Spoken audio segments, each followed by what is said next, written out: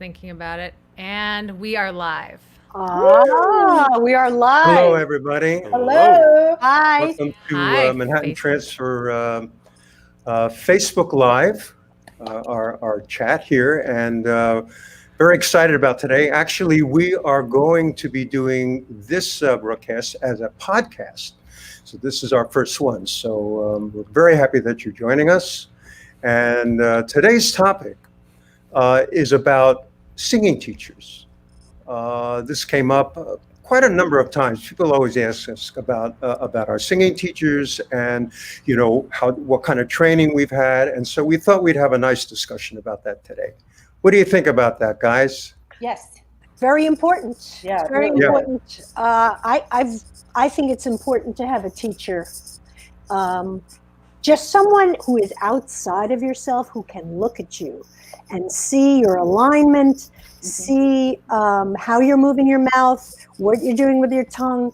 Who can see things that you can't see. So Yeah, very Correct. much so.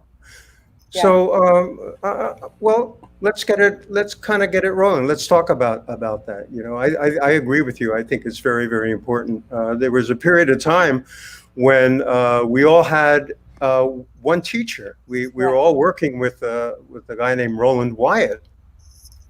And what was your experience like with him, CB? Well, I had a couple other teachers I wanted to start out with. I think Janis is a good Roland Wyatt question. You had a life-changing experience with him, right, Janis? yeah, really, Roland was my first teacher.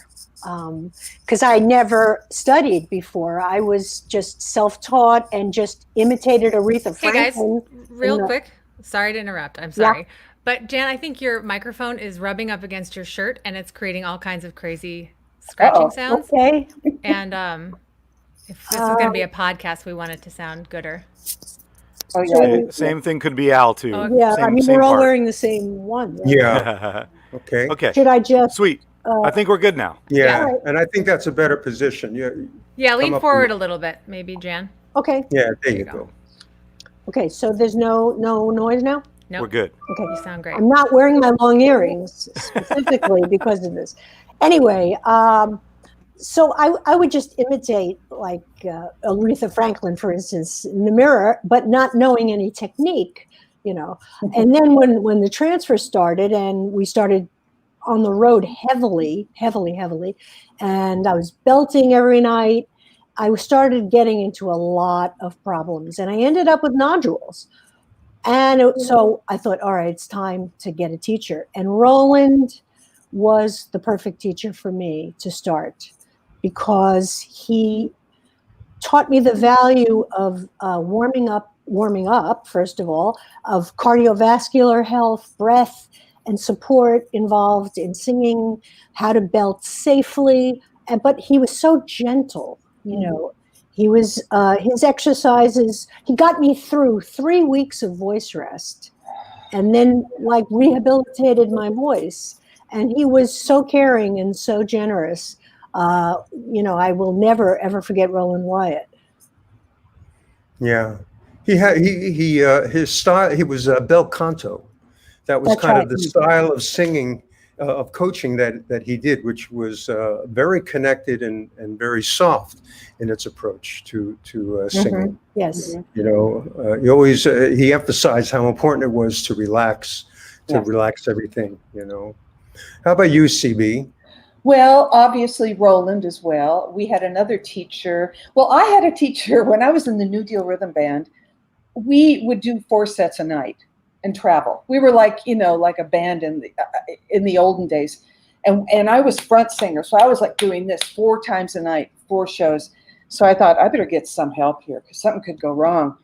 And in Seattle, there was this wonderful, legendary teacher by the name of George Peckham.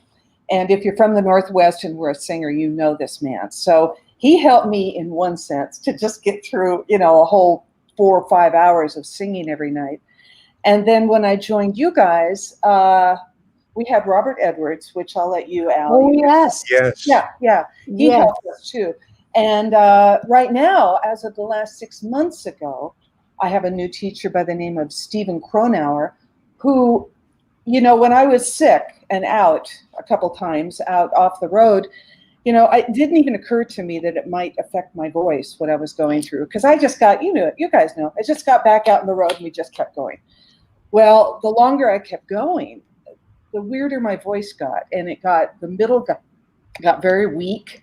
And the top was really not there sometimes. So I just thought I was just done.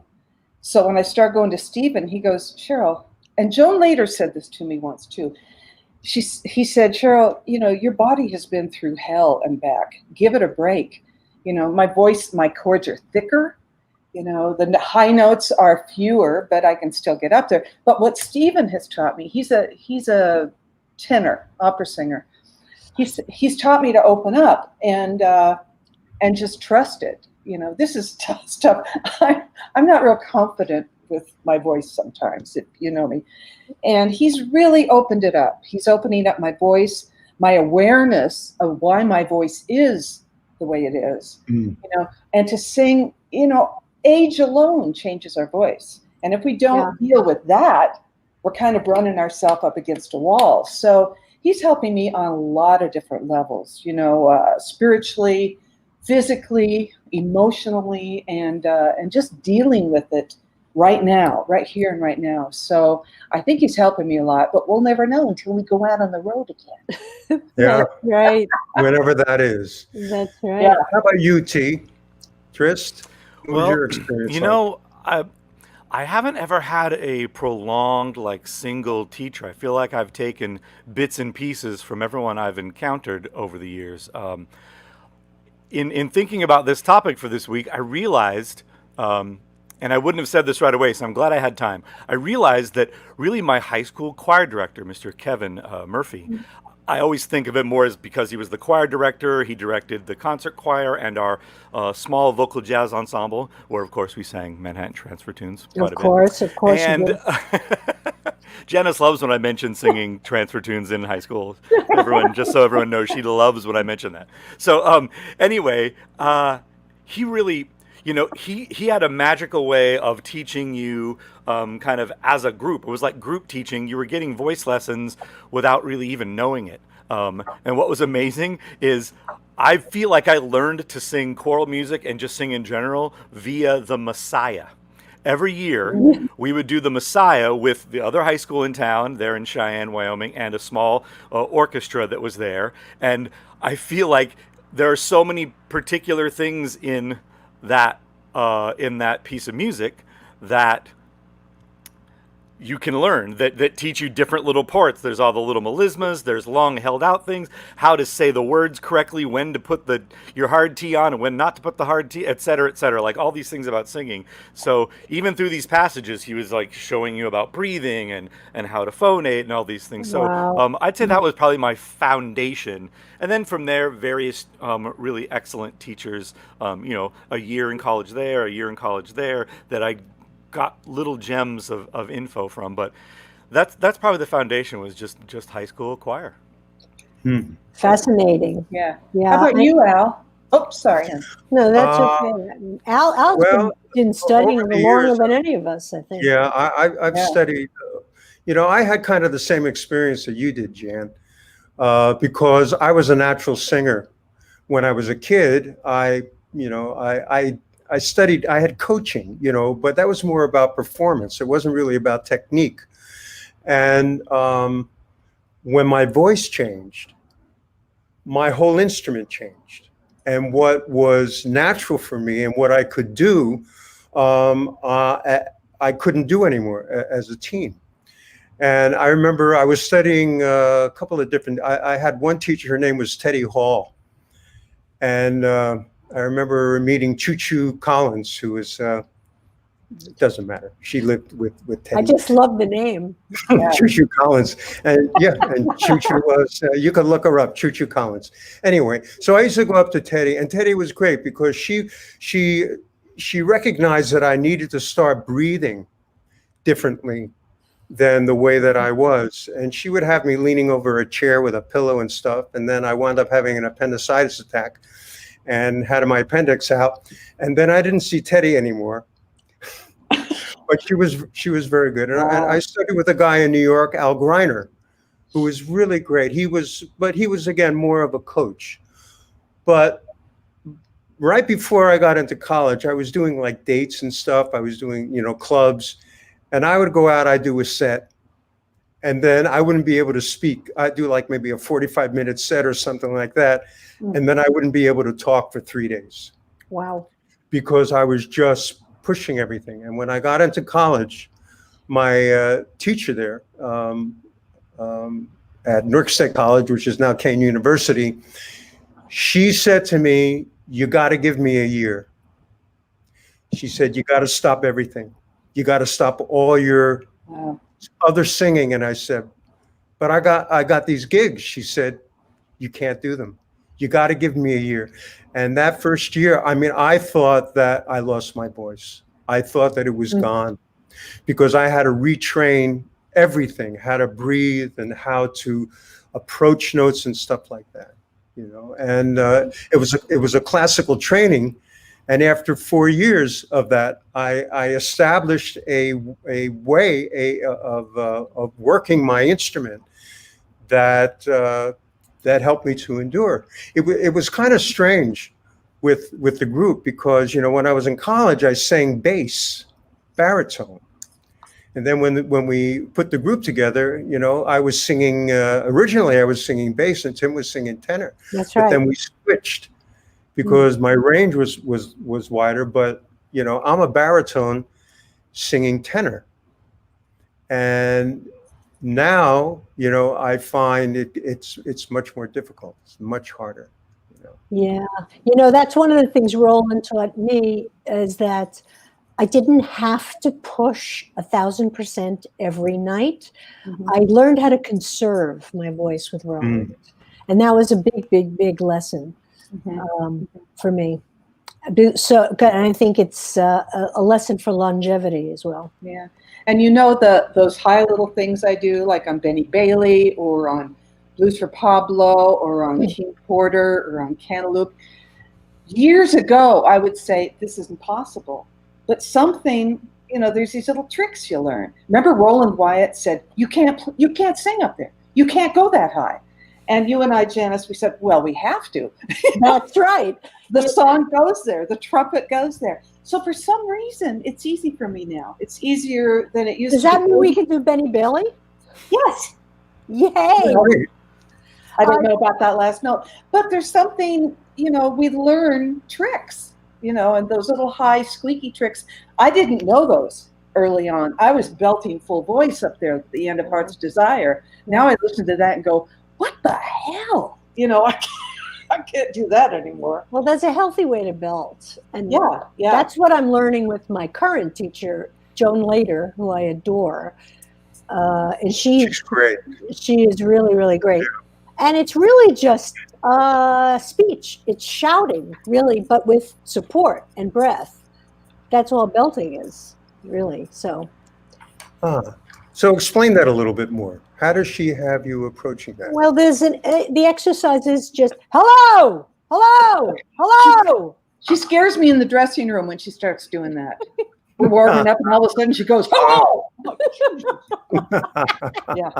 Well, that's how I get the muscle memory for the belting with that. When I do that exercise, warming up. That's very interesting. So instead of actually thinking about the note to go to the note, you just shout the note out so it doesn't put the pressure on you. Exactly. And I have plenty of air too. So. Yeah. And I also put a lot up here. That in the mask. In the mask, it seems to help as well. Hey, did any of you study with Seth Riggs? I did, yes. Or David Soren Collier? And I did. I studied with David. Actually, David Soren Collier, who was in New York, he was my teacher before I went into college. So he was working, and he would do flips. Yeah. That's right. That's right. Well, that's doing those kind of. It was so freaking weird. Yeah, and he had this beautiful, robust voice, and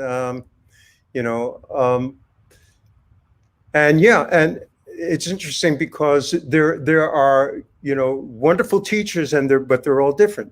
everybody has a different way and a different approach to it. When I worked with with Roland and also with Edwards, we worked mostly on my middle. That's just grinding in the middle and trying to strengthen right in there, because that's the weakest part of my voice, and still is. It's harder. I think you kind of go through that too. I think we all have breaks in the voice. Mine moves. It's now lower than it used to be, which, I mean, it's maybe my age too. Yeah. How about you, Trist? Where's yours? Well, yeah. What's been difficult and exciting and new and unusual for me in joining the group is that, for those of you who don't know, for basically 20 plus years before this group, I sang in an a cappella group where I was just singing bass. So everything was very quiet and very low and very nice and easy. And I wasn't really, the hello, like that. I never did that. Like, I sang a few little leads, but I was just chill. I mean, honestly, an hour before the show, if I took a nap, that was like the best thing I could do. Just super relaxed for all the really low notes. But it's the total opposite for, what I call real singing. In that instead of just emulating the super low, soft, fluffy bass sounds, it's like singing lots of lyrics and projecting, and at the upper part of my range, right there under Al's part, sometimes above him and below him. So just relearning that and going back to training, which I think is something universal that you've all mentioned. Like, you take this knowledge that you get from a teacher and the little tricks and things, and like when you're having some problems, it's nice to have that you kind of fall back on. Okay, I'm having this problem. I remember this teacher got me through this before. Let me go back and fall out of this bad habit and get back into this thing that I learned how to do. So for me, it's been rediscovering that and going back 20 plus years to like remembering when I used to have to sing in that part of my range. So, but the good news about that is I'm a lot more fresh. I don't feel like I was like going full on for 20 years. I was just kind of chilling out. There's something crazy about this group too, in terms of, our repertoire. Tell me about it. There's a muscle memory thing that just kicks in with our same songs. If we try and change the key, it's very difficult. The muscle memory just hangs on to the songs that we know. And so for me anyway, when we do Corner Pocket years ago, it was like bang, bang, bang, bang. But now there's a little area in an out chorus thing where I had to work on it because I thought, what's going on here? So the muscle memory kind of gets us through a show. Sorry. I'm sorry. Yeah, go ahead. I'm done. No, I thought you were going to say the fact that we do so many different styles. Well, that is a problem. Yeah. Because I remember Roland saying, "You guys can't do this. You can't do this. You can't sing Body and Soul and then sing Operator and then sing swing music and then sing doo-wop and then do. You can't do it." But he was wrong, wasn't he? He was, yes. We said we have to. We have to. I will say there's something to that. That's not easy. I think I wrote a paper on this at some point in my college years. Hearing groups like the King Singers, Chanticleer, etc. Oftentimes, the end of their concert, they've sung this amazing, English madrigals or like William Byrd motets, etc., like to the pinnacle of the way that they can be performed. And they'll save the last few numbers kind of a little lighter. They'll be poppy or jazzy. Right. And they sing them basically the same way they sing all the other music. But it's kind of swinging, even though the feel and the sound doesn't really go always all the way to the style. And that's what always misses for me. And then ironically, it's funny because those get the biggest reaction because they're lighter and they're not as serious and people really like the songs. But I always found it ironic because the thing that they're excellent at is what you've been listening to for an hour and a half, that you politely gave them golf claps. And now they're doing something that's not quite right in the style and you're freaking out about it. It's like always threw me off. Anyway, I really have always loved that about the group, and I'm thrilled to be able to do that with you all. Is just, okay, this is this kind of a thing, so we need to really sing it like that, not like the singer we were on the last song. Authenticity. Yeah. Yeah. And yeah, let's talk about our influences, about different artists that influenced us. Yeah. So in other words, people that inspired us, I guess, with phrasing and style and timbre and all of that. Our Yeah. virtual And teachers, as it were. Go ahead first, Al. Go ahead. We know one. We know one person. We know Well, one. we know one who's Turn behind. around. Move over. Yeah. There you go. Yeah, definitely Sinatra. I mean, Sinatra was a very big influence on me. But actually, when I was a teen, the singer that I really listened to was Tony Bennett. Mm. Um, his I was just into his singing, his voice, and yeah, I actually my very first record that I ever made. At Hertz Rena Studio in downtown Newark, I did a bunch of Bennett stuff. I did. Wait. Say that again slowly, please. Say this place again. My very first record that I made was at Hertz Rental Studios, recording studios in Newark. Wow. Wow. Awesome. Hurts. But I did Bennett. I was really into his sound, his voice, even more so than at that time with Sinatra. Sinatra for me was the phrasing. I mean, absolutely. I mean, his embrace of a song, how he would go inside of a song was to me, amazing. So I'd listen to him and Frankie Valli. For getting my, and to this day, and Tristan, we do Frankie Valli in the dressing room when I need to open up my top, for that. Well, Al does Frankie Valli. I kind of, that real. Kind of I sing a little lower harmony part than Al on that. And it's just, it just kind of it cuts through. It kind of Mm-hmm. But how about you, Cone? Well, I was thinking about this question, and trying to go way back to the first singers that really stopped me in my tracks. And I have to say Barbra Streisand is one. Yeah.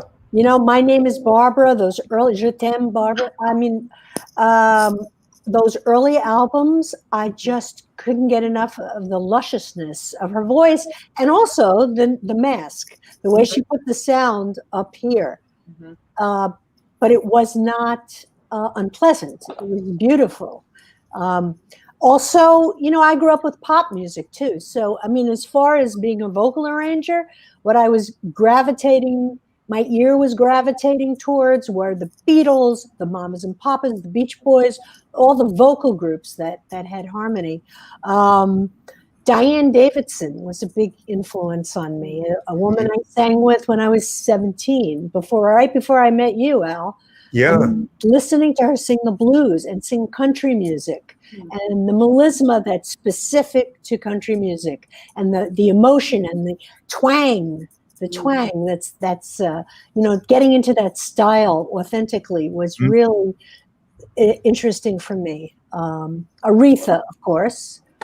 Aretha, always just incredible ideas and power and emotion. So, and Ella. Yeah. You definitely, I hear it in you. Yeah. Yeah, I mean, you singing Aretha, when I heard you sing Dr. Feelgood, when you were 19, that blew me away. I was 19. When you were 19. It was a very good year. What about you, CB? You were with Trust Me, right? Yeah, yep. What about you, CB? Charla here. It's funny. I have the Charla. same answer as Janis. I mean, for a different reason, though. Barbra Streisand. The first few albums, her music, her film soundtracks. I went crazy over her voice because I always wanted to be an actress, and I thought she's acting these songs. She's theater. She's she definitely is theater as far as a singer. I memorized phrases, and I know you did too, Janice. Sure. Breaths, where she breathed, where she didn't. And Funny Girl kind of changed my life. When I saw that, I went, I want to do that. I want to be that. Well, I'm not exactly Barbra Streisand, but the influence was really major in my life. And then a little later, it was, then I started getting into a little more, sophisticated singing when I joined you guys. Carmen McRae has a big influence on me, and I didn't know why. It just hit me in the face when I listened to her. It was like there was just truth and honesty and guts and amazing pitch, and she just hit you in the face with a song. And I thought, I want to be that too. I want to have that kind of grit, and just wonderful. I love her. Shirley Horn. Yes. Please, for her phrasing and for her not being afraid of having space, like space was a place for her, the space kind of identified the solids in songs for her. And I think that takes a lot of intestinal fortitude to leave space in a song. It creates strength and, beauty and emotion. And then here's Katie Lang. And it works every time. When my voice is tight, or I'm at home just singing and practicing, and maybe even trying a new song, I'll get frustrated and go, geez, I can't, what's wrong? I'll put on Katie Lang and listen to this pure, relaxed, perfect voice that she just floats. And she kind of, when I listen to her, it would give me permission to just whatever came out of my mouth was fine. Because it just gave me freedom when I would listen to her, and I still listen to her, a lot. So those are my very vast different influences. Wow. Very cool. Yeah, she really. How about you, T? Wow, amazing. I love Katie Lang. And has there ever been anyone that sounded better recording harmonies with themselves than Katie Lang? Right. It's true. Amazing. Yeah, I know. Anyway, a few interesting versions of this. One being similar to Al, I had a certain voice and then your voice changed. Well, I always sang, I was the very highest soprano in the All City Children's Chorus. Like, the whole chorus knew that the optional octave at the end, I was just going to do it. No one had to tell me. I just did it. And the teacher always just kind of, yeah, of course, so the highest note in the place for miles around. And then that one magical summer, everything just kind of fell out and I couldn't sing along with the radio anymore. Everything fell out, huh? Yeah, everything. Anyway, so, and that year there in Cheyenne, Wyoming, they have the world's largest outdoor rodeo, Cheyenne Frontier Days, where there is country music, entertainment every night of the week as well. Always all the best, most amazing people. And so my father took me to see the Oak Ridge Boys. And while it didn't necessarily, I didn't ever copy or think of the bass singer from the Oak Ridge Boys as an influence directly per se, I do specifically remember my new voice that I never heard anywhere in music that I was listening to can be important. And by the way, he steps forward and sings 3 notes and this whole place freaked the F out, right? So that was always pretty cool. And I'm like, oh, okay. And then I could hear him in the music the rest of the time. And then it was just searching for any other music that had a low bass, whether it was kind of the country songs. Olivia Newton-John's Let Me Be There was also a magical bass singing performance for me that I followed. Look it up. You might not remember it, but it has a cool counterpoint melody. It wasn't just sitting there singing the roots. It was money. Anyway, so yeah, just finding that low. So then looking for anything, especially a cappella stuff, or really, even though Tim wasn't a super low bass, first thing that I loved of the transfer was anything that had a vocal bass-ish line of any kind. Even if Tim for 1 minute went, yeah, even one of those, I was like, oh, that's me. Even just one, I was like, oh, yeah, that's really cool. So and then of course people would give me the Nylons, or of course our great friends, which is another magical thing for me to sing with the guys in Take 6. the things that Alvin does as a bass singer, and moving the role from, like, sometimes he's the bass player, sometimes he's the lowest guy in a group of singers, depending on the song and the music. So hearing the way that he would phonate and not push and have the big airy sound. So a lot of Take Six.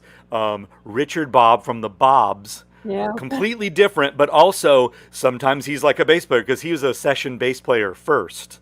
So that's where he comes from. So it was thinking more like what a bass player would do. And then just Bobby McFerrin for just the you can do anything you want with your voice mentality. So that taught me a lot, just to search and, oh, there's not just one lane. You can kind of do it all. So I think those were the main influences for me, but especially Bobby in the variety of things, going to see him in concert, being a conductor, hearing him be a solo instrument in like a concerto, listening to him solo, listening to accompany people like as a bass singer, sing straight ahead jazz as just a singer with a band.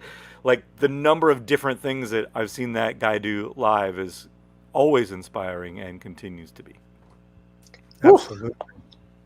Right, influences. God, it's great. It's fantastic. I feel like I learned more from all of them than even actual live in-person teachers. They gave me a few tricks, but I feel like I learned more from all of that listening. I mean, I think Bobby's thing is flexibility. I mean, he goes between octaves seamlessly. You don't hear any break at all. No. And I think he has some exercises for that. A real legit voice under all that pounding of his chest. Well, look at his father. His father was an opera singer, a famous opera singer. Incredible. And his mother, a voice teacher. Do you remember when we did Night in Tunisia, another Night in Tunisia? I don't know if you guys remember, but I remember him saying something to us, because this was a new experience for us. We'd never sung without music in front of us, and he would say, okay, you do that, why don't you do this rhythm? And he would describe it as singing without a net under us, just to kind of like just hang in thin air, because we're not used to doing that. Right. It was very experimental. It was very different and wonderful for us. Yeah, because we were making up parts on the spot. Yeah. And changing them on the spot. It was cool. Yeah. And like he did in Voiceorchestra, he was conducting the vocal orchestra, which was us. Yeah, it was great. Yeah, I think it's been an interesting evolution as well. I think as Bobby has aged, he's gotten away from the more gymnastics showy, show-offy, not that he was necessarily trying for that, but it was still, oh my goodness, how could one human do all of that? Where he was so consumed in the music and just doing his thing that over the years, he was way more about the music at all times, always just really being in the moment, being more earthy, more primal, more in the what's happening instead of trying to create something new and show off a thing that he could do. That's been an interesting evolution as well. Yeah, well, the thing I think is interesting about the transfer and about us is that we have so many different influences, different genres of music, that ultimately came, into the group, from rhythm and blues and doo-wop and the vocal groups, all of, because I remember when we first started and I remember when we were singing Candy, and I remember with, I would sing stuff and I'd listen to, by that time I was listening to a lot of Sinatra, and I would listen to his phrasing and I would listen to the breath control that he had, And as a young singer, I really had to work on it. I mean, it took years and years of me just practicing that, getting that breath control, in order to accomplish that. It was very. Didn't he learn that from Tommy Dorsey? He did. So they say, that Dorsey, as a player, he had an impeccable breath control and and his phrasing. I mean, he would do circular breathing, which as singers, we really can't do. It's very difficult. We can't really, I think,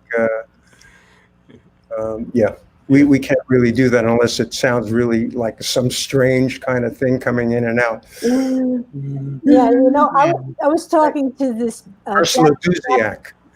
Oh, yeah. I was talking to this Japanese beatboxer the other day, Kai Kitamura.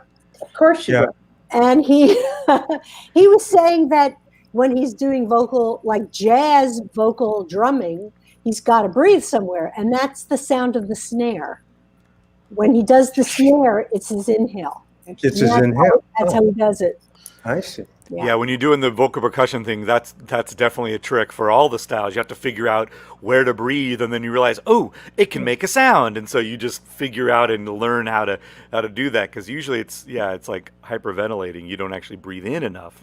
Right. Totally. This is an interesting segue. What about influences of yours that weren't singers? Musical influences that affected your voice.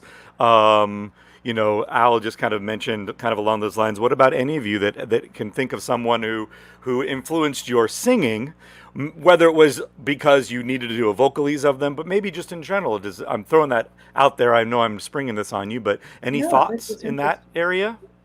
Well, yeah. Go ahead, CB. My first knee jerk is my dad. Yeah, My dad. I mean, he was a clarinet player, and I sang with him, and he taught me tone, because my voice is kind of clarinet-ish, but he taught breath, he would dance around, and he taught rhythm. He taught me swing rhythm. That's all I knew when I was young is da da da da da da da. Oh, girl. That. But that came from my dad, and he certainly wasn't a singer. He just would push me on stage and go, "Okay, Bill Bailey," and I would sing it like he played it, really. So he's my biggest influence, actually, of all time. Yeah. So interesting. Yeah. I think for me, once we put the group together, then instrumentalists became much more important to me. I didn't really listen that much to instrumentalists that way. I listened to composers. I mean, studying classical music and stuff like that was great, because it really gave me the whole breadth of the evolution of music and stuff like that. So I was really into composers.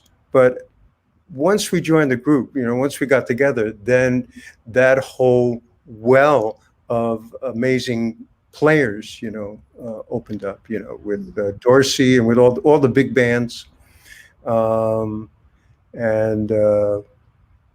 Coleman Hawkins, because his sound was so warm, his sound was kind of like close to like what my voice would be like. Yeah. What about you, Cone? Well, I didn't really listen to singers until I joined the transfer, and then I made it an absolute obsession. I listened day and night, but I listened to instrumentalists. Jazz was a private listening passion for me in my teens, and even when I was singing folk music and country music, and music that was not jazz. Whoops. I listened to Clifford Brown. I love trumpet players. And again, yes, the big tenor sax sound, that Ben Webster-ish, fantastic, warm, thick sound of the tenor saxophone, and the fluidity of the alto too. I mean, I think I got those phrases in my ears, really, really locked into my ears before the transfer. So, and also Motown, I was rhythmically, I was into the 2 and 4. Oh yeah, absolutely. I mean, we were raised on pop music. I mean, 77 WABC, Cousin Brucey, Top 40, all that. WABC. Hi, everybody, it's Cousin Brucey. Yep. And yeah, definitely that. I mean, that's what I was saying, where the influences were so wide. I mean, there was so much that we would pick up and listen to, Yeah. And of course, there's Louie. We have to pay homage to Louie, right? One of the great songs, yes. Okay. Louis Armstrong and Louis Prima. Louie. The Louis. Louis. Yeah, of I course. thought you meant the Kingsman's record. Greenie, should we take some questions? Yes, let's do that. We have got a question. Actually, this one's for Al from Keith Cliver. Please discuss how John Hendricks coached you and how he helped you sing those trombone solos on the Vocalese album. Well, the way he coached all of us, in fact, in approaching Vocalese, was he would say to us, the lyrics are superficial. In other words, the lyrics kind of serve a purpose, that enables us to sing the solos. But what we really need to do is listen to the instrumental, listen to the soloists, and listen to to what it is that they're bringing into, and it's really that feeling that we need to emanate, in a solo. He said, some of the lyrics, they go by so fast, you're never going to really understand, what it is that we're singing. He said, people can always read it. They'll get the album, whatever, and they'll read it along. So that's not really that important. The amazing thing about his writing was that he was so fluid in his writing, so that he was, and certainly a great teacher, in terms of my writing as well, in terms of lyrics, came from John. But that's what he would say to us. He would say, listen to the instrumentalists. What are they saying? How are they doing it? How are they phrasing? Yeah. Good question. Jan, CB, any John Hendricks isms you want to share? Well, he was our mentor. Yeah. He would spout wisdom at every turn. You just had to watch him live, Yeah. He did a very interesting thing when he did the Night in Tunisia Charlie Parker solo. That was so freaking fast. He said, just get to that last note. All I'm doing is trying to get to that last note, and I hit it straight on. Everything else is, incidental. But he hit every note. He did hit every note. He slow it down on listen to it.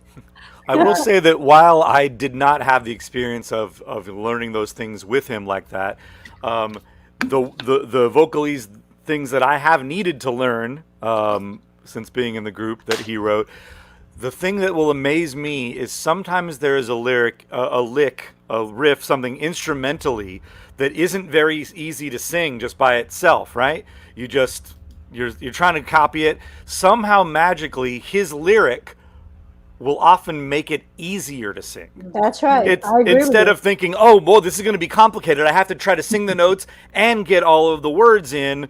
And so my brain was convinced that it was going to be harder to do it with the words. And sometimes his lyric would make it easier. I'm like, how does he do that? Yeah. Anyway, it blows me away. Amazing. He was a genius. When we did Nuage, I was doing, Django's solo. And I was rehearsing, and the lyrics weren't coming. The day before, we're in the studio. The lyrics weren't done yet. Do you remember this, you guys? And we went in, and I got them like either the night before or the day of recording with that solo. And so I was forced to just learn the instrumental. I didn't have words at all for it. And I kind of stumbled a bit. It took a couple takes, but when they did come in, it was, once I read through them with his, his handwriting, he would write, his own handwriting for these lyrics, which, that in itself was a challenge to read sometimes. I just started reading it, and it flowed. It did flow. It was amazing how it flowed, but I didn't see them until the last minute. Yeah, a lot of times, we would question, John, how does this work? I think there's too many lyrics. He says, nope, it works. Exact amount of lyrics. Sometimes you had to parse it like it was another language. The last thing I worked with him on directly was Sidewinder. Yeah. And I found that usually there were one or two things where sometimes he would have an extra word or a syllable or something, but only a couple of things had to be tweaked. Yeah. Hey, just want to take a second, guys, to remind everyone that our Facebook Live and YouTube chat here will be turned into podcasts for archival purposes. So we'll continue to have these specific comments and specific topics. So just know that we're kind of a little bit of everywhere right now. We're in Facebook, we're on YouTube. A lot of our comments coming from both places, and the lovely and talented Lori Green is trying to get them to us as she can. But you can always add more comments and questions, and we will get to them in future. And I like how everybody in the chat is just chatting with each other, like trying to figure out who's behind Cheryl. Yeah, It's our community. Oh, come on.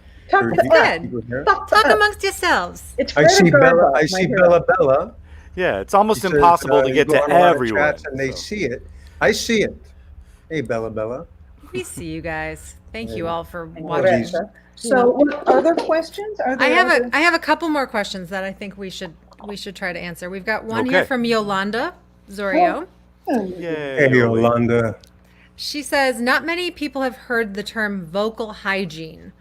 Could you please share with us your routines to maintain your voices in great condition and how you handle being under the weather while touring? Very good question. Go ahead, Al. No, go ahead. No, really. No, you really. Well, No, this no, plays no. a big role. No, you. Water, hydration. Water. Yeah. Water, hydration. Yeah, and sleep if we can. You know. It's pretty simple. Yeah, I often find that question Sometimes is it's asked. I oftentimes, there are always exceptions, but I always find that it's interesting. The question is often asked by young voice students as if we have some magical information that they are not privy to. Like we're the only ones that know that plenty of sleep and not yelling at a ball game and not staying out and not drinking and smoking and not drinking water, like that those don't help. Like we're the only ones that know that information somehow.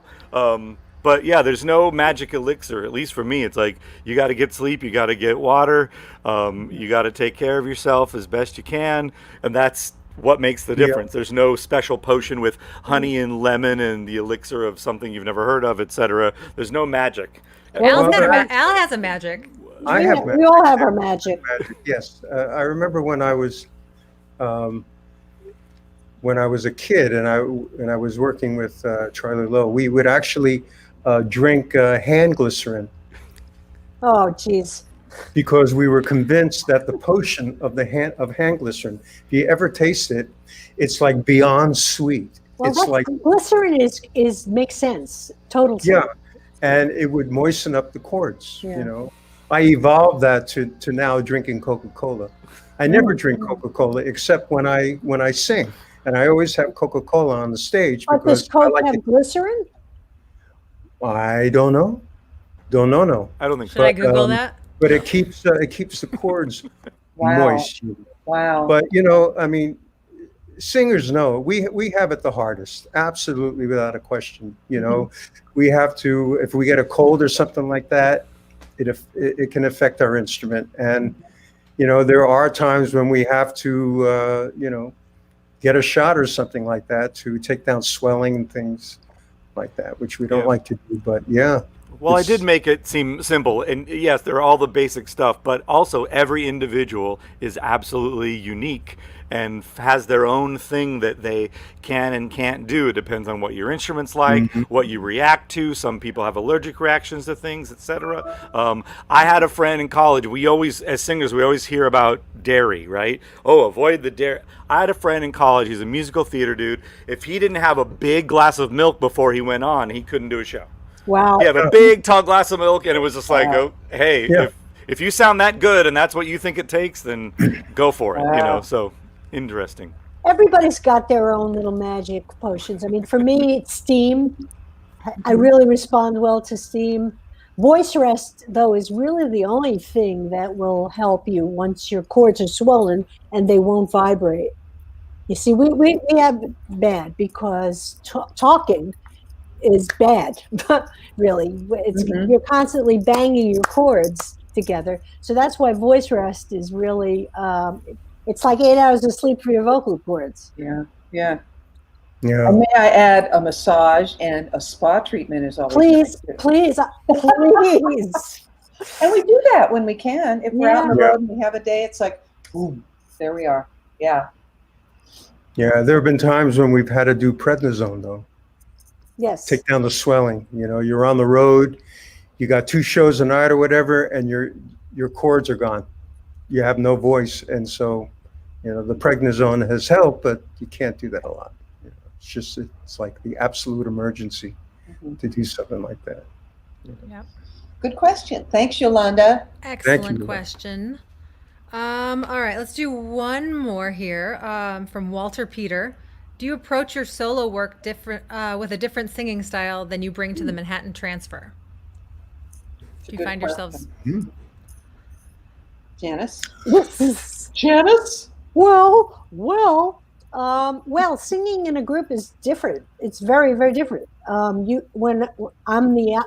have to blend in a group, so you have to modulate and control your sound to blend with the other people and do what's necessary for the particular style of the piece. And when it's time for your lead, you gotta like kick ass, right? When I'm doing solo work, I find I warm up a little differently because I'm probably going to be improvising too. So I might do some exercises to get the mind and heart open and flowing, that kind of thing. And maybe a little more exercises for flexibility, say. But singing is singing. Singing is singing. But just in general, doing solo work is more personal. It's you're picking your own repertoire and making your own choices for that. So maybe you, as a soloist, you would sing heavy metal. Who knows? I don't know. Did any of you sing heavy metal and when you Heavy do metal? that? No, I haven't touched upon that yet. Nah, Or not too much that, but it's true. Singing in the group, and having to blend is much different than singing solo. Yeah.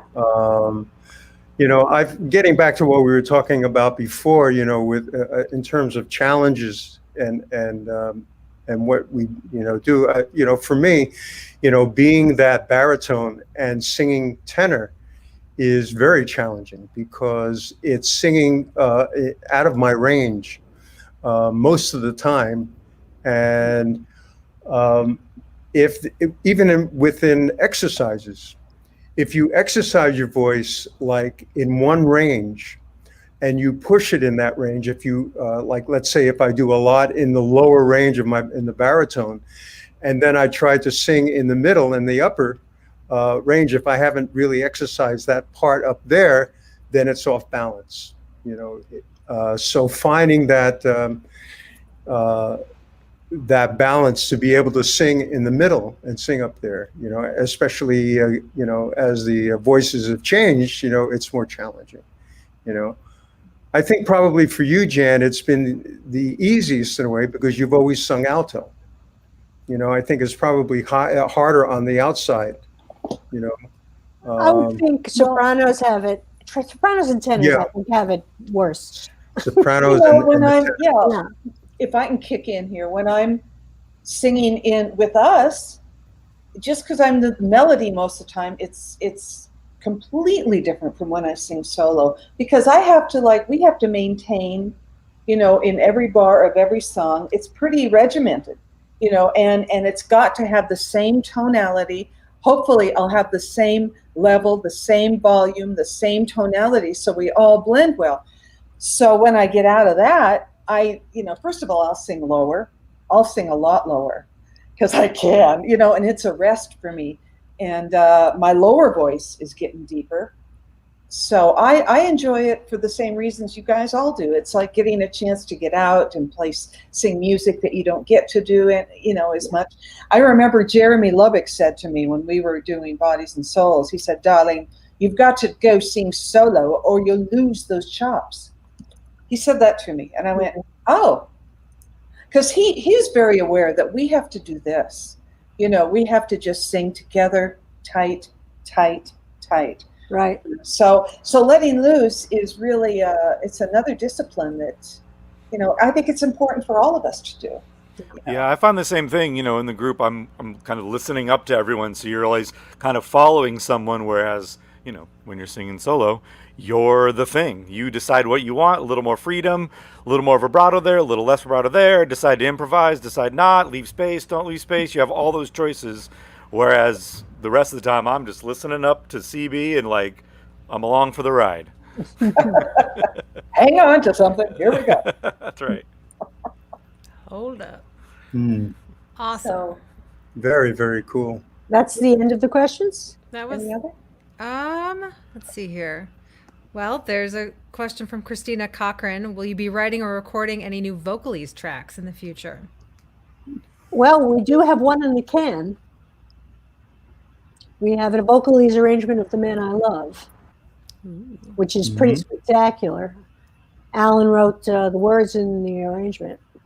I think we gravitate towards that kind of music, and I'm pretty sure we'll do some more of that, because we love it, and we're kind of the only ones really doing it a lot as a vocal group. Yeah, Well, I'm sure we will. Yeah. definitely. Nice.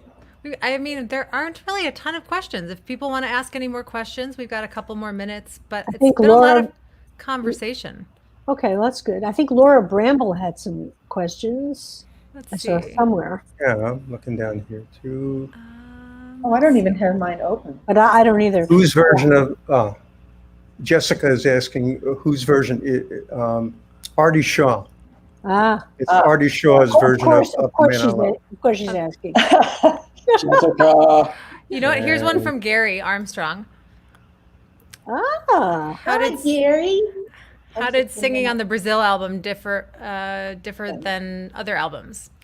Did you need to alter your phrasings? well, that's a good question.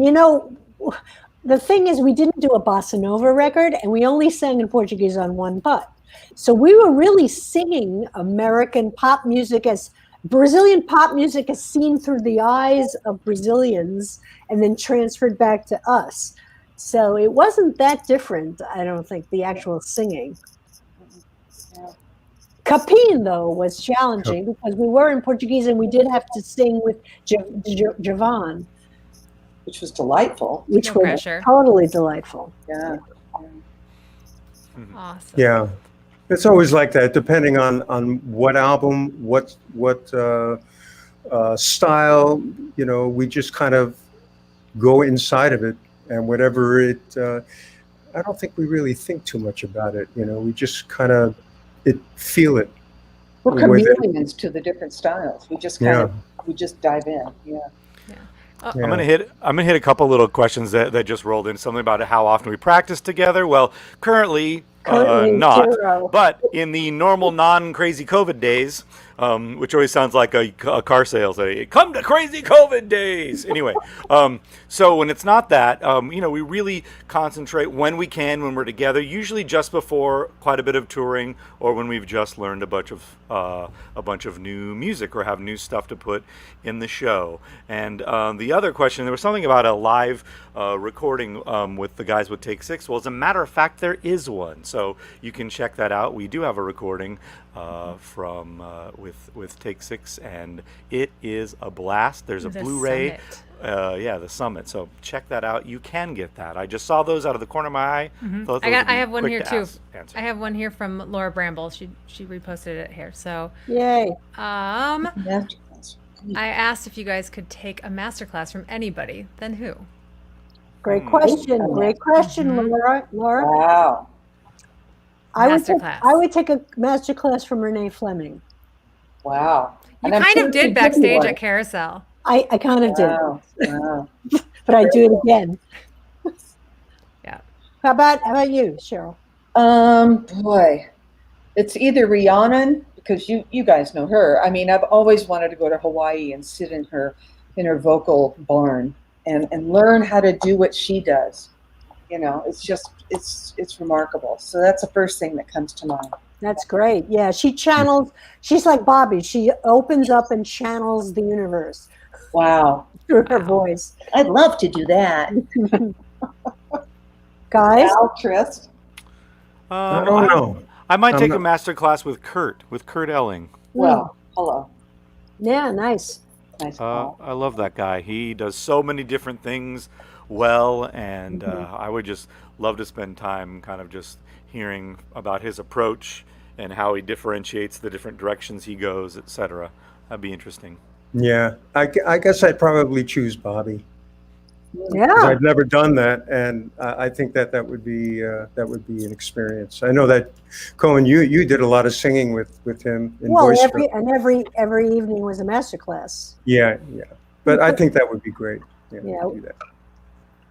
Thank you for the questions, everyone. Thanks, Laura. Yes, Yeah. thank Everybody. you. They were And great. I think we'll try next time. We'll try and get more interaction because I see there's a lot of questions that come in. So it's hard to kind of work together and the four of us and answer stuff and then have questions here. That's why having the moderator is so good. Thank you so much, Greenie. You're We welcome. appreciate that very much. You're welcome. Yeah, and we are going to be doing this again. When? Soon. Soon. Next week, Next week. same and time just- next week, Everybody's face just went, wait, when are we doing this again? Yeah. same time next week, right? Yes. Same bat time, same bat channel. Okay. Same Yes. bat time, same That's bat right. channel. And And we're we'll have just- a different topic. Yes. You will. Have a different topic, and we'll let you all know what that's going to be as soon as we figure out what that's going to be. And of course, we And, will eventually let you all know where they will show up when they become the form of the podcast, the Junction. Yes. Wait, what was that, CB? What was that, CB? What? What was that? One more time? The podcast. That's Yes. my FM radio. And just to mention one more time that this chat today, this is going to be a podcast. So we're going to put that together, and it will be available for your listening pleasure. Those that missed it, you can come on and you can listen to it. Listen to it while you mow the Yeah. lawn, do the Oh, the dishes. Junction. Thank you, everybody. Yeah, I smell something burning in my kitchen. So that's not good. I kind of have to go. All Thanks, right, party everyone. people. Love We'll you out see you there. guys next week. Okay. Stay safe. Bye, everybody. Bye now. Bye Mwah. now.